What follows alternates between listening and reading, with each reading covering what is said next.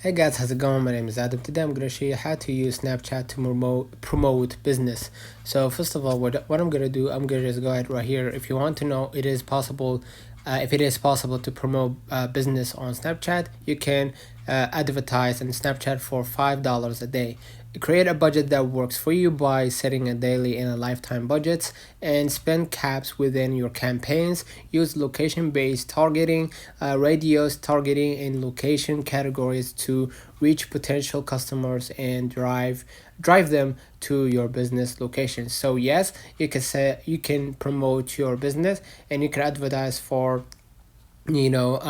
for a budget. And basically, to do this, businesses should first define their target audience and the goals they want to achieve. Then they can use Snapchat features such as Snap Ads, sponsored lenses, and sponsored geo filters to create engaging content that resonate with their audience. So basically, if you want to know how to use it, you're gonna need first to know what audience that you are trying to target, so you can get a better response. Let me know in the comments if this video helped you.